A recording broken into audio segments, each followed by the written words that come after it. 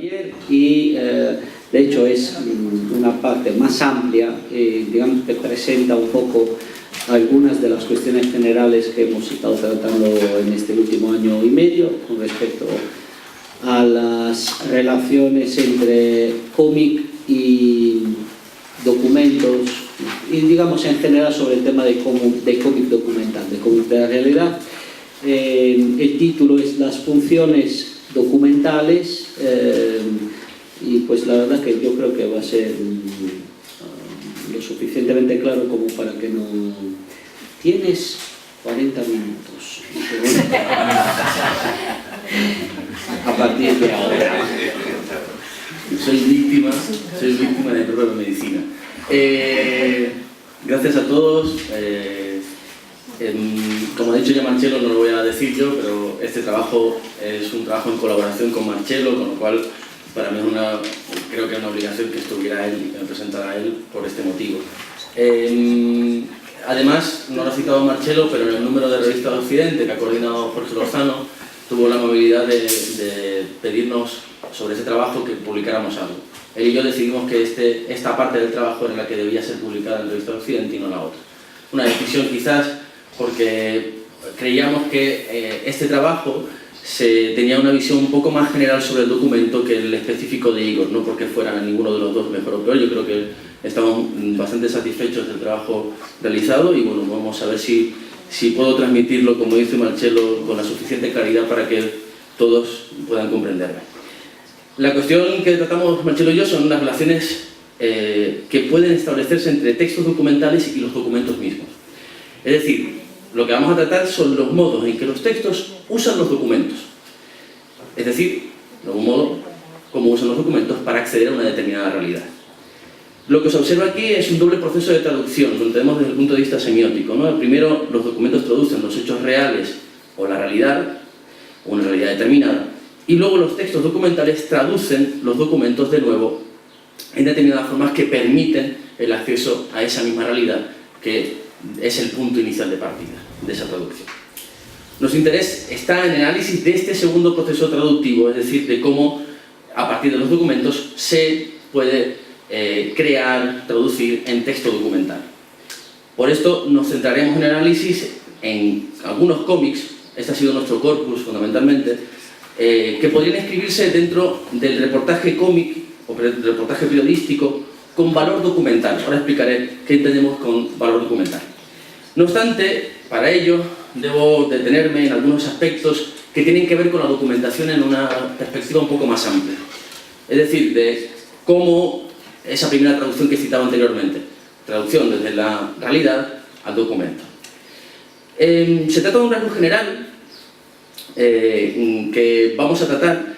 En principio, citábamos la idea de valor documental como una propiedad que acompaña a la ambición de un texto de dar cuenta de una realidad concreta. Se trata de un rasgo, como digo, general, que intentamos aislar dentro de nuestro análisis en distintos tipos de relatos, de narraciones. Y no solo específicamente del género que podríamos llamar documental, sino que veréis que algunos de mis ejemplos, sobre todo al final de mi intervención, van más allá y trataré algunos temas de lo que podríamos decir relatos de ficción. También hay que decir que este valor depende de una sanción concedida por una cultura. Es decir, cada cultura establecerá qué entiende como texto documental. Es decir, los rasgos pertinentes que un texto debe tener para ser considerado como tal. Para aclarar esta idea podríamos poner un ejemplo muy conocido de Umberto Eco cuando explicaba en un artículo que la Ilíada inicialmente tenía un valor histórico, hasta que los estoicos decidieron que ese valor histórico debía ser impugnado como leyenda y desde entonces lo que era la lectura histórica pasó a un segundo plano y fundamentalmente la cultura empezó a obtener una lectura alegórica de los textos de Homero. Tampoco debemos olvidar que el valor de cada texto que cada texto posee para una cultura determinada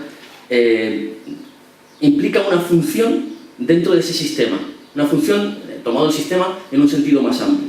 De hecho, un texto clásico de Yuri Lotman y Alexander Piatigorsky, que se llama La función del texto, lo expresa de manera muy sencilla, lo cito. Dice, la función del texto es definida como su papel social, su capacidad de dar servicio a determinadas necesidades de una colectividad.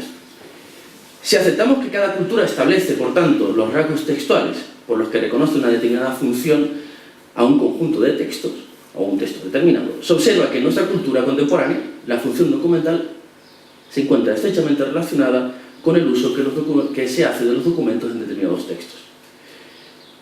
Estos usos se hacen dentro de lo que en semiótica llamamos estrategias textuales, y que nuestra intención, a continuación, en la segunda parte de mi intervención, es hacer una breve tipología, que serán de cuatro, que se constituiría por 4 partes, de modo que intentaremos reflexionar sobre las posibles funciones que los documentos pueden desempeñar en el marco de estas estrategias textuales. Citaré una última premisa, y es que nuestra opción metodológica implica que cualquier texto en realidad puede tener una función documental. Cualquier texto creado en la cultura puede tener esta función.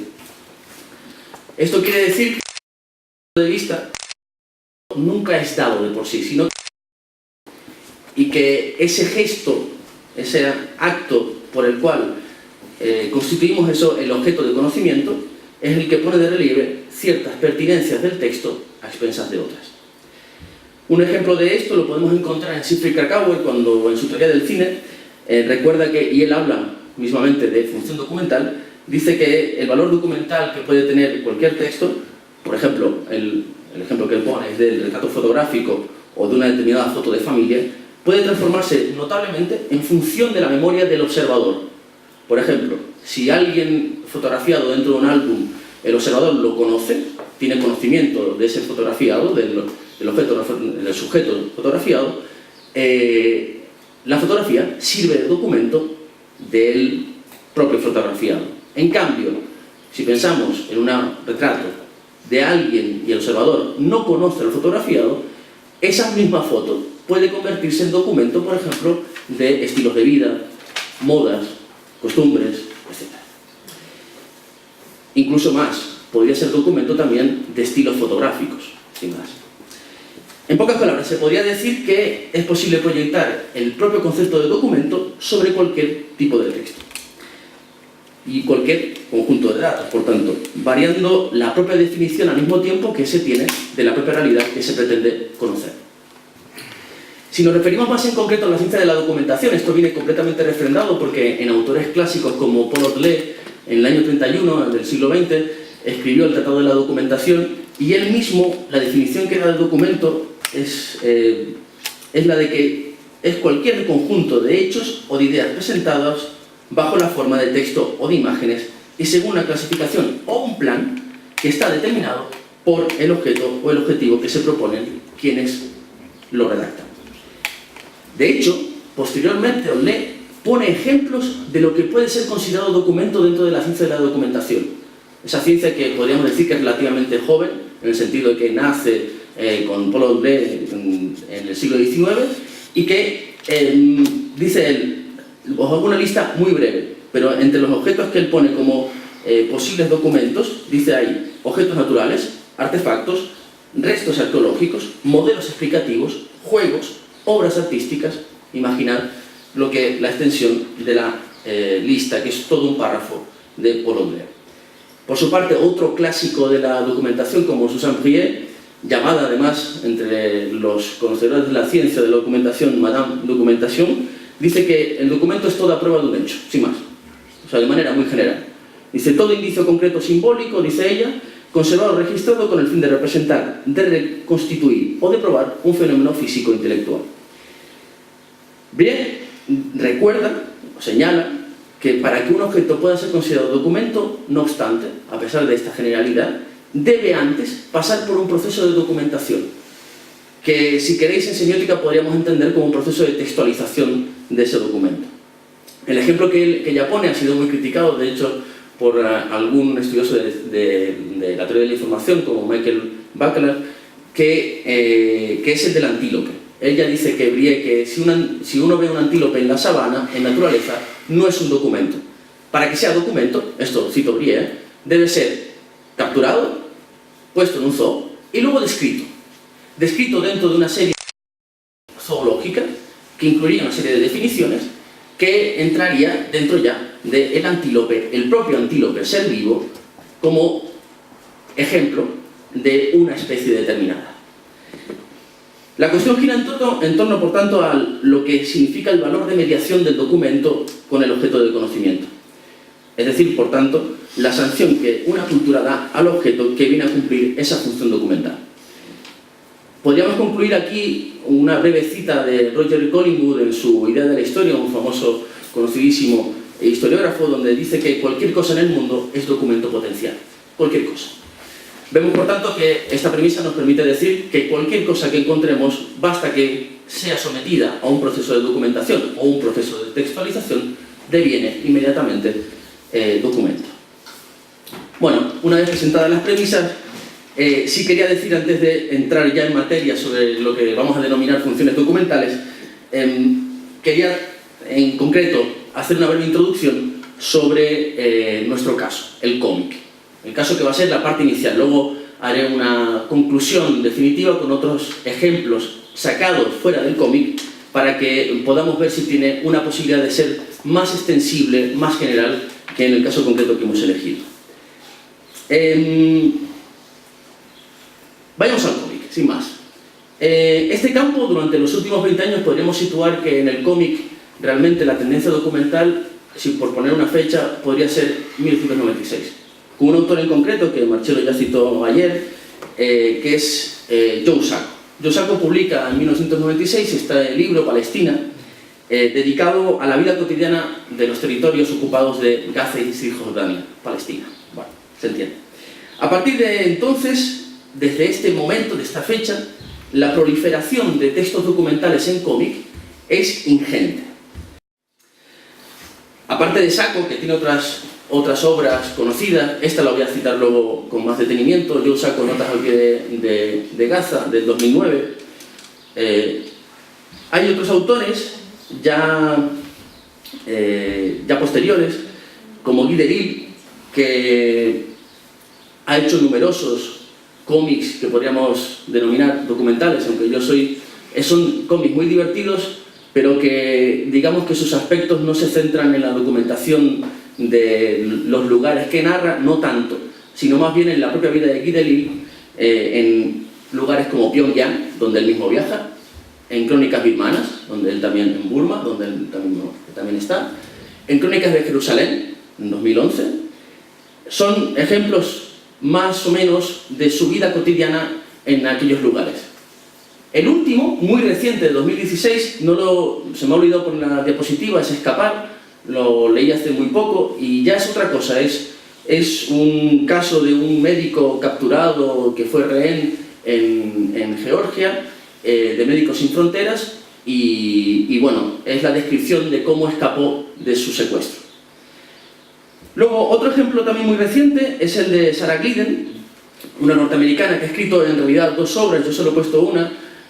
Una anterior era la de una judía americana perdida en Israel y de su viaje en Israel, y esta, que es muy reciente, Oscuridades Programadas, Crónicas desde Turquía, Siria e Irak, donde propone una visión del trabajo de unos periodistas durante creo que es del año 2013, en su viaje por el Kurdistán, por la zona del Kurdistán, tanto turco como sirio como iraquí. Otro ejemplo muy interesante para nuestra perspectiva, y que creo que como archivo hemos pactado que va a ser nuestro, si tenemos a bien continuar con esto, nuestro próximo análisis, el fotógrafo, porque es son tres autores, son Emmanuel Guibert, Didier Lefebvre y Frédéric Lemercier, pero en realidad el trabajo va sobre uno de ellos, que es Didier Lefebvre, que era fotógrafo en el año 86, fotógrafo enviado a la guerra de Afganistán de independencia contra la URSS, y en realidad se supone que este cómic es una especie de comentario al trabajo fotográfico del propio Didier Lefebvre. Luego os pondré alguna diapositiva donde se ve la combinación que hay entre fotografía y cómic. En el mismo sentido, me faltaba otro muy reciente, de Zero Calcare, por poneros otro ejemplo, Koban Collin también, viaje a Kobane en el norte de Siria, en la zona del Kurdistán, donde Zero Calcare narra su viaje por esta zona.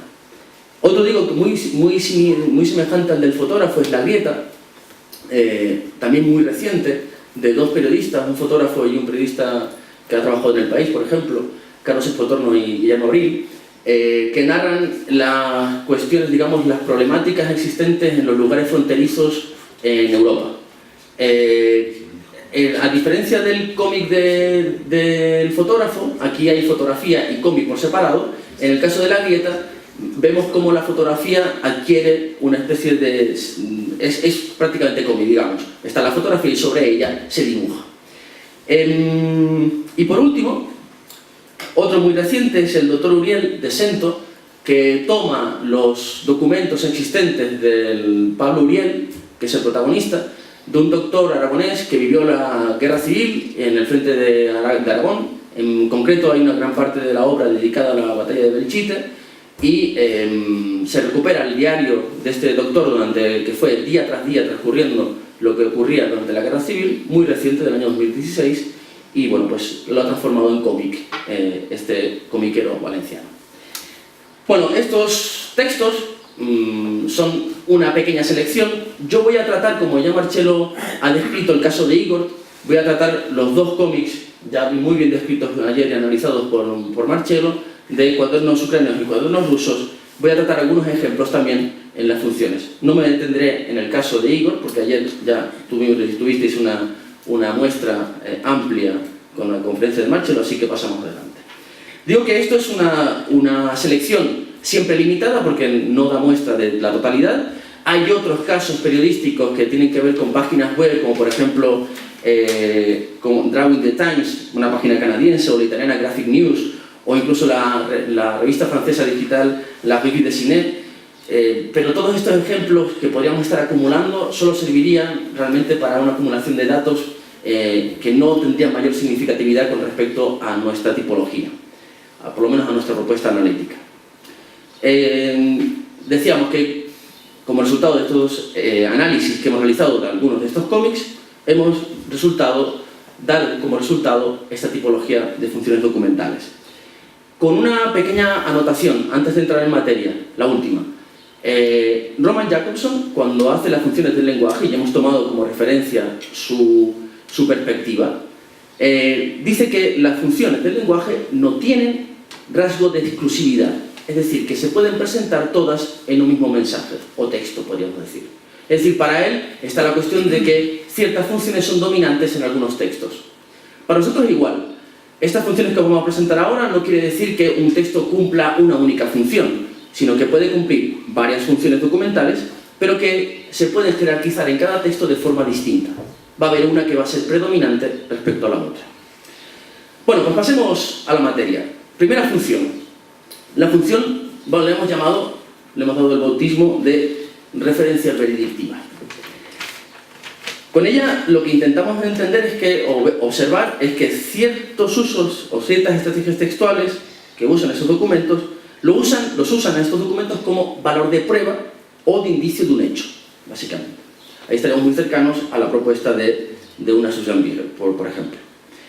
El texto sugiere una lectura inicial del documento, nos obliga a ella, nos propone considerarlos como una huella de la realidad misma. Por ejemplo, en el caso de los cómics de Igor, usan los informes policiales que ya ha descrito Marcelo, desclasificados poco antes de la publicación o del trabajo creativo de Igor, y los testimonios que componen la obra con una función referencial. Es decir, estos documentos son tratados como indicios del Holodomor en Ucrania, año 32-33, invierno, y de los horrores de la guerra en Chechenia.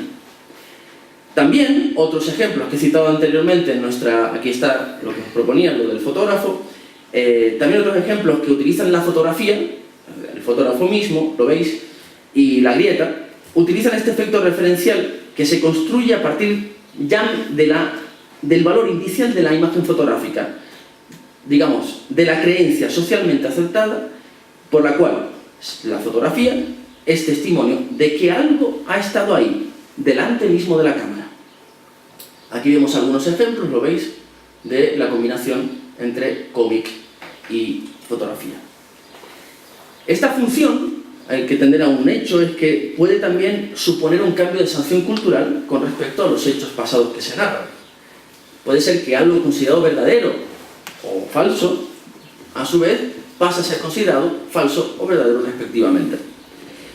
En ella se establece, de alguna manera, la necesidad de decir verdad sobre uno o varios hechos del pasado, hecho que determina una acusación hacia los datos y los relatos existentes, lo que formarían parte de una historia oficial o de una enciclopedia cultural, hasta entonces incuestionables. Por tanto, el texto documental sugiere una nueva interpretación de los documentos y de los datos del pasado con el objetivo de encontrar contradicciones o incoherencias en esos datos previos. Otra posibilidad es que los documentos aporten nueva información sobre el hecho, que haga emerger también las discordancias entre los datos. En ambos casos podríamos decir que la consecuencia es una determinada reorganización del discurso sobre los hechos, del saber sobre los hechos culturalmente admitidos. En sus cómics, Igor denuncia el Holodomor, como vimos ayer en la conferencia de Marcelo, insisto, y la guerra de Chechenia, que describe como genocidios, y utiliza los documentos para apoyar esta interpretación. De esta forma, se establece una tensión constante entre, por un lado, los informes de la policía secreta y las memorias de los testigos que vimos ayer, y por otro, la historia oficial, que permanece constantemente implícita en los dos primeros tomos, pero no así en el tercer tomo, que es la obra retrospectiva de Igor, que narra cómo creó la obra. De hecho, en Página Nomadi lleva por subtítulo, publicado en 2012, lleva por subtítulo una frase que ya hace evidencia la polémica con respecto a esa historia oficial. Dice: historias no oficiales de la Unión Soviética.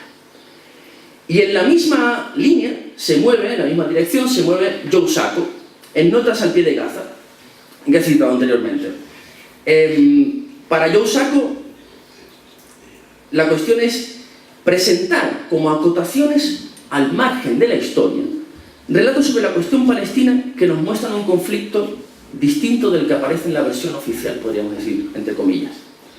El trabajo que él realiza en Gaza parte en realidad de un encargo realizado por la revista americana Harper's en el año 2001 y que tuvo como compañero de viaje a otro periodista, Chris Hedges, y en realidad se centraba en una única ciudad, Khan Yunis, una ciudad que vivió en el año 2000 la segunda intifada.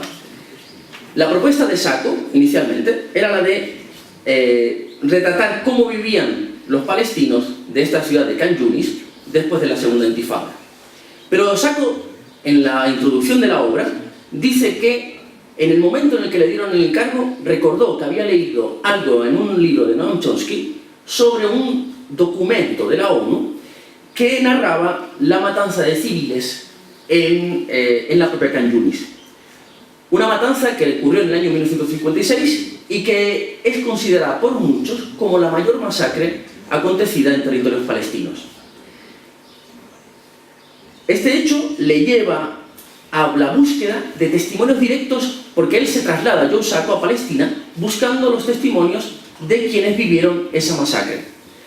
Notas al pie de Gaza, por tanto, es una apuesta, digamos, en cómic de una investigación realizada principalmente por Joe Sacco, pero en colaboración, como decía antes, con el periodista Hedges, sino que sirve de signo final de su historia, un punto final a su testimonio, podríamos decir, de su puño y letra, literalmente, del puño y letra de Nikolai Ivanovich.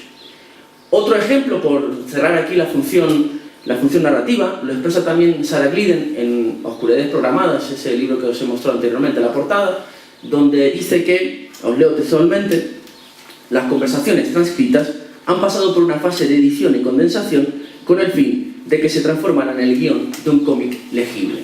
Ella misma está evidenciando este proceso de puesta al servicio del relato de los propios documentos.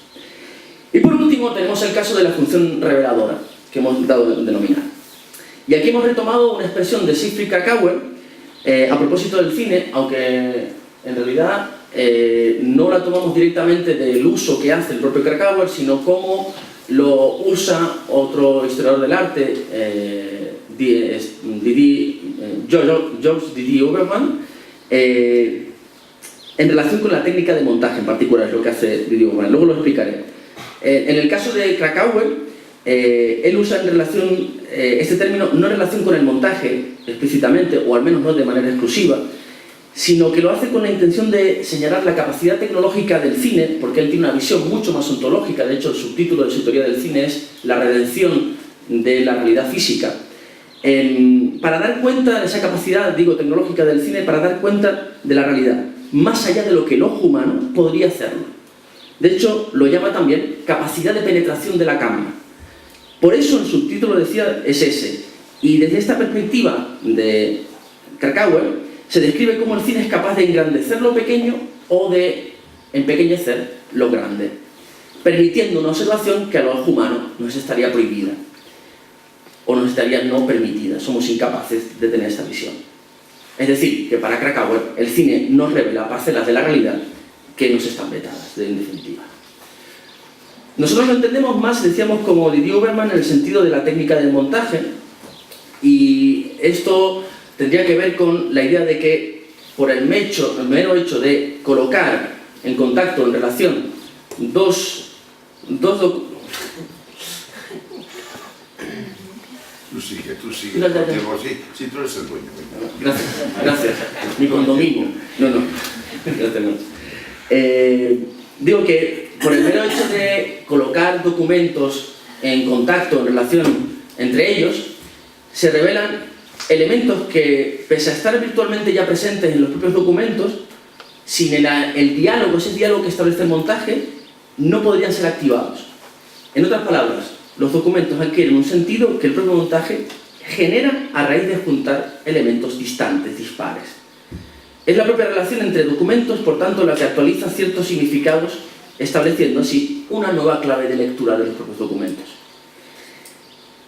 Esta relación entre documentos viene al caso citar en esta parte un mecanismo muy semejante al que Walter Benjamin, que no en vano se preocupó de la cuestión del montaje, denominaba como imagen dialéctica, donde, digamos que de algún modo, el montaje de fragmentos, en el caso que nos convoca aquí, el montaje también de documentos, se elabora una imagen conceptual que hace que pasado y futuro se iluminen desde un determinado presente.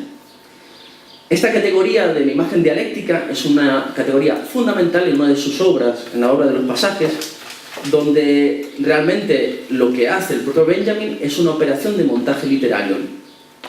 Benjamin compara en esta obra la imagen dialéctica con un rayo, un relámpago instantáneo, nos dice, en el ahora de la cognoscibilidad, en el presente. Aquí habría que señalar dos aspectos muy breves. Por un lado, Benjamin no entiende la dialéctica en el sentido hegeliano. No la entiende de forma teleológica, no hay síntesis. En la imagen dialéctica no hay solución. La imagen dialéctica hace de lo que ha sido el pasado un destello que se une al presente en una constelación, nos dice textualmente, repleta de movimientos y de tensiones sin solución. Lo veremos en alguno de los ejemplos a continuación. Por otro lado, la imagen es el segundo elemento. Para Benjamin, la imagen es cualquier forma que permite la legibilidad de la historia, sin más. No es una imagen icónica, no es un texto icónico.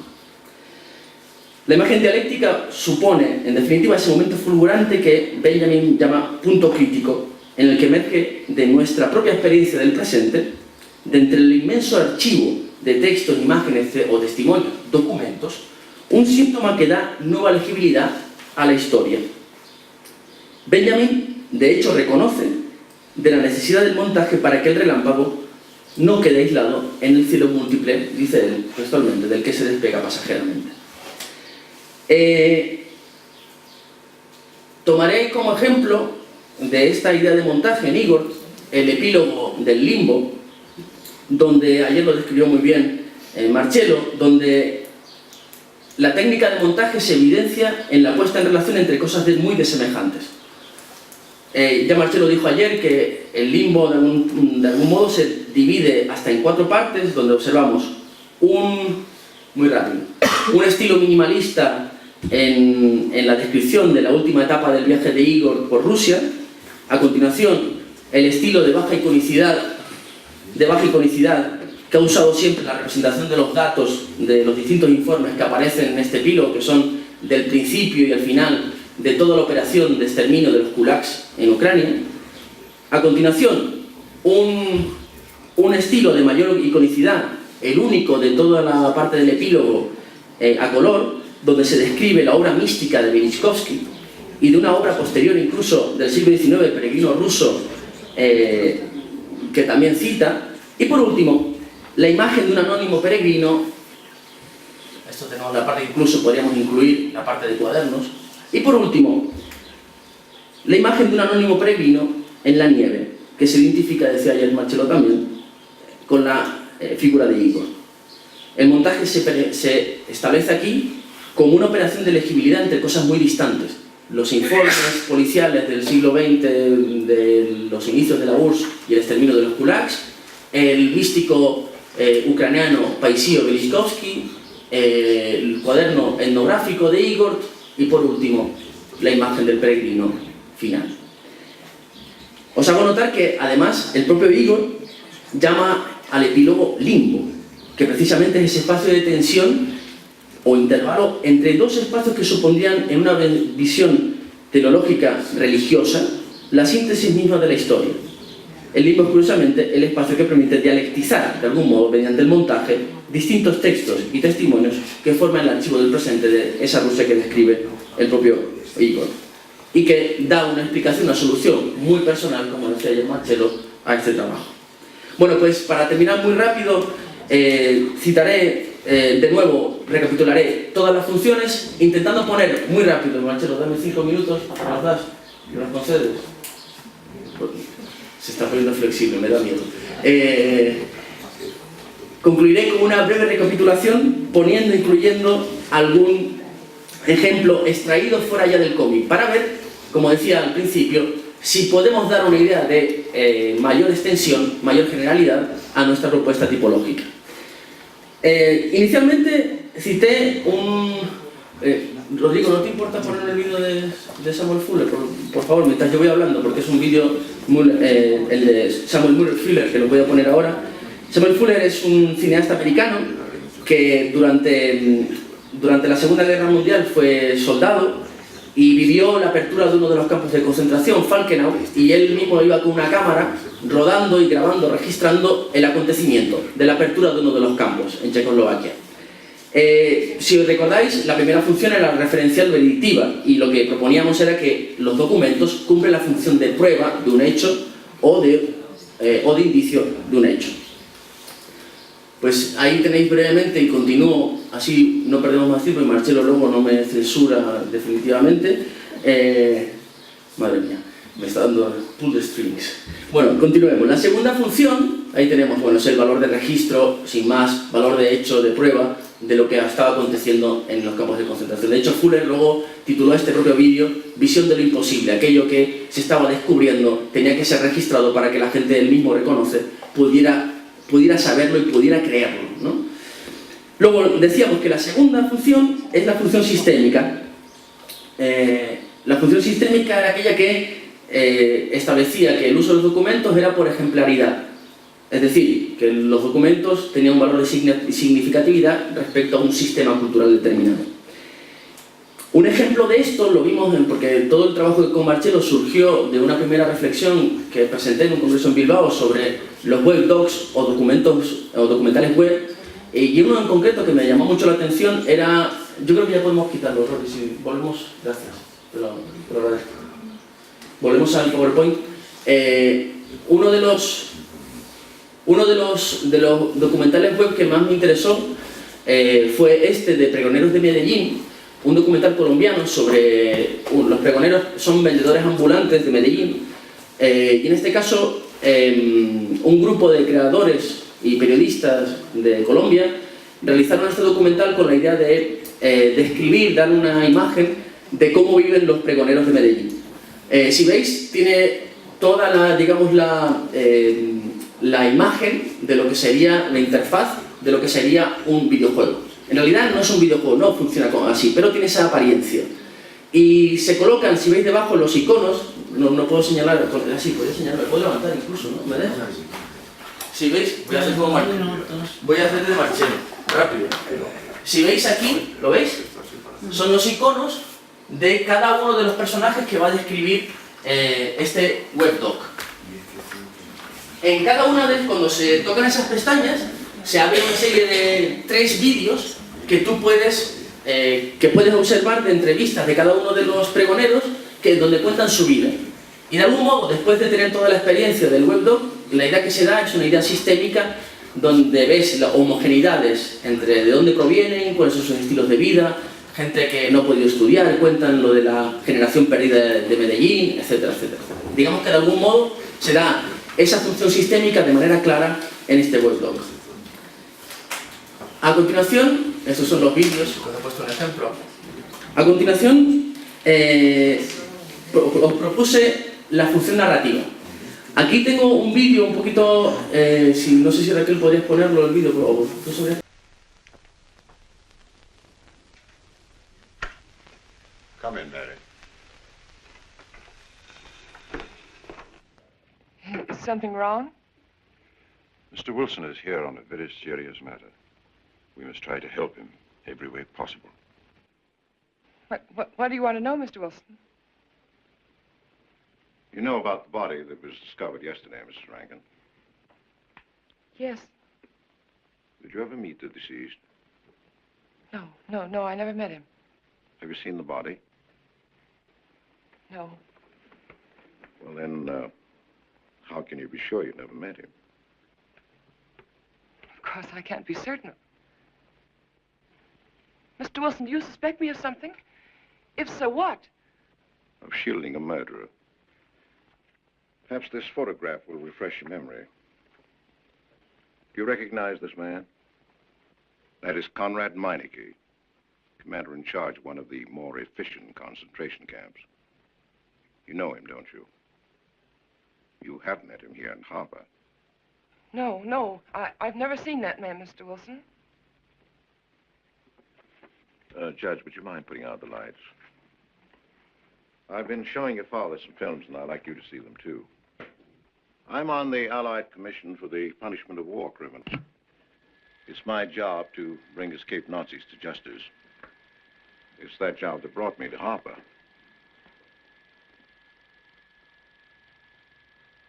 Surely you don't think that... Mr. Wilson, I've never so much as even seen the Nazi.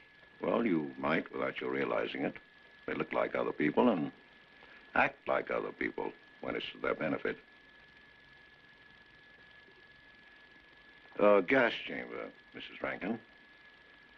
The candidates were first given hot showers so that their pores would be open and the gas would act that much more quickly. And this is a lime pit in which hundreds of men, women, and children were buried alive. Why do you want me to look at these horrors? All this you're seeing, it's all the product of one mind. The mind of a man named Franz Kindler. Franz Kindler? Yes, he was the most brilliant of the younger minds from the Nazi Party. It was Kindler who conceived the theory of genocide, mass depopulation of conquered countries, so that regardless of who won the war, Germany would emerge the strongest nation in Western Europe, biologically speaking. Unlike Goebbels, Himmler, and the rest of them, Kindler had a passion for anonymity. The newspapers carried no picture of him. Oh, no, and just before he disappeared, he destroyed every evidence that might link him with his past, down to the last fingerprint. There's no clue to the identity of Franz Kindler, except one little thing. He has a hobby that almost amounts to a mania. Clocks. So have lots of people. You, yourself. Well, I'm not quite finished, Mrs. Rankin. In prison, in Czechoslovakia, a war criminal was awaiting execution. This was Conrad Meineke, one-time executive officer for Franz Kindler. He was an obscenity on the face of the earth. The stench of burning flesh was in his clothes. But we gave him his freedom on the chance that he might lead me to Kindler. He led me here, Mrs. Rankin. And here I lost him. Until yesterday. Your dog Red found him for me. But unfortunately, Meineke was dead and buried. Now, in all the world, there's only one person who can identify Franz Kindler. That person is the one who knows definitely who Meineke came to harbor to see.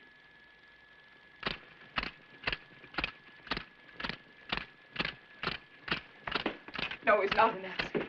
My Charles is not a Nazi. You were in Rankin's house during the afternoon of the day you were Where? married. Where? In Rankin's house. Oh, yes, yes. Did anyone come while you were there? Not that I remember. Now, try hard to remember. It's not so long ago. Only 2 weeks. You were hanging curtains. No one came. Were you alone all the time? No? Who else was there? Charles. He came right after his last class, and we were together for more than an hour. You have nothing to link my husband with this man, Kindler, except a wild suspicion. It's a ridiculous suspicion. You're trying to use me to implicate him, and you can't. You can't involve me in a lie. That's all it is a lie. It's a lie, you know. It's a lie. It's a lie. Mary, Mary. Wait a minute, Mary.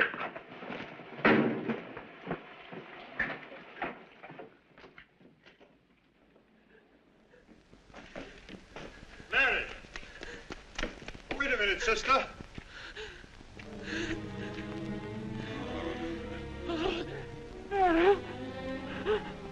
That's better.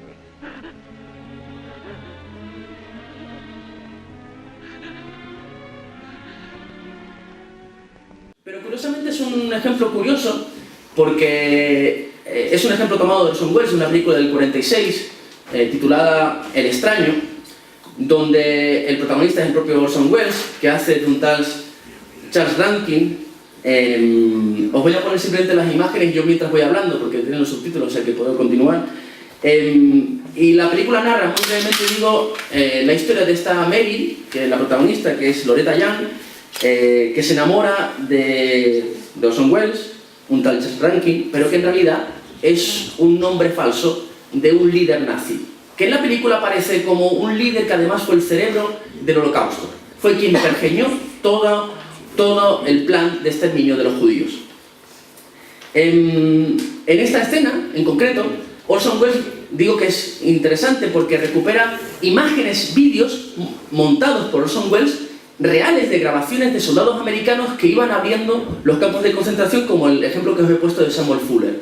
Se ven los vídeos donde Mary llega a ser entrevistada por Edward G. Robinson, que es el investigador de la ONU, que va a saber, a descubrir quién es este tipo, Orson Welles, y de repente Mary, que está completamente enamorada de Rankin, no quiere aceptar la verdad. Y les pone los vídeos del montaje, se da cuenta de que le dice que este señor ha montado todo esto, ha creado esto, y ella en ese momento sale despavorida diciendo no puede ser que sea el asesino. Digamos que los documentos ahí no tienen ninguna función referencial y que cumplen literalmente la función de narrativa, de que el efecto narrativo sobre uno de los personajes va a ser fundamental. Y por último, ya que me está diciendo Marcelo que cierre, voy a ser muy breve. ¿Puedes pasar al PowerPoint y cierro? La última, decía, era la función reveladora, que se da, decíamos, sobre la idea de montaje de documentos, que permiten un diálogo revelador. Ponlo, Marcelo. Sí. Un ejemplo que creía obligado aquí era obviamente el caso del Bill del Atlas o el Atlas de Imágenes, el Mnemosine de Avi Warburg. Obligado porque el propio Benjamin, que se dedicó a la técnica del montaje, decíamos, y que vio en la técnica del montaje esa idea de la imagen dialéctica, etc., quiso conocerlo, a Warburg, conocía su trabajo, pero el propio Erwin Panofsky, un discípulo de Warburg, lo impidió de algún modo, podríamos decir. El título que dio, y cierro, a su atlas decía que era Mnemosine, y consiste en una serie de 40 paneles que veis ahí, con el montaje de fotográfico de cosas de fotografías que van desde imágenes de la época clásica hasta el Renacimiento, observando una especie de confluencias, de homogeneidades, de destellos, de parecidos entre cosas muy distantes, de épocas muy distantes. De hecho, incluso Warburg en algún momento, en alguno de los paneles, incluye referencias al siglo XX. ¿Cuál es el objetivo de Warburg? Y ya cierro. Con la técnica de montaje lo que pretende Warburg es mostrar la continuidad de ciertos temas que se prolongan desde la época clásica hasta el Renacimiento, relacionados con un concepto, el pathos formen, que vendría a estar compuesto por ciertas formas de expresar emociones que no es posible incluir dentro de códigos iconográficos concretos. Las imágenes que Warburg agrupa en estos paneles que veis aquí no indican ni recorridos lineales ni arquetipos fijos, sino ajustes dinámicos no secuenciales, ya que se basan en conceptos de repetición y de emergencia. En otras palabras, estaríamos más en la genealogía que en la cronología histórica, que Warburg denuncia incluso en aquel momento, en los años del 24 al 29, cuando compone esto y lo termina, bueno, no, lo dejó inconcluso porque acabó con su muerte repentina, como uno de los males propios de la historia en aquel momento. Este es el método de montaje de Warburg y del que, como decía Walter Benjamin, toma su idea de imagen dialéctica. No se trata, por tanto, digamos ya, de encontrar o recuperar un origen, sino la de dialectizar una problemática que para Warburg supondría una nueva ciencia de la cultura. Se trata, pues, de un intento de archivo cuya finalidad sería no tanto la pura y simple conexión de datos, sino la creación de una ciencia de la cultura dinámica a través de un sistema abierto de integraciones sucesivas en el tiempo. Lo dejo aquí, era solo la idea última de que en este caso de Warburg el propio destinatario, el observador, ya no es simplemente un lector, sino que se convierte en un performer que va a explorar los detalles que puedan ser correspectivos entre los documentos que hacen emerger una idea de continuidad de estos temas que Warburg propone en cada uno de los paneles. Muchas gracias y gracias por la paciencia, sobre todo por el tiempo.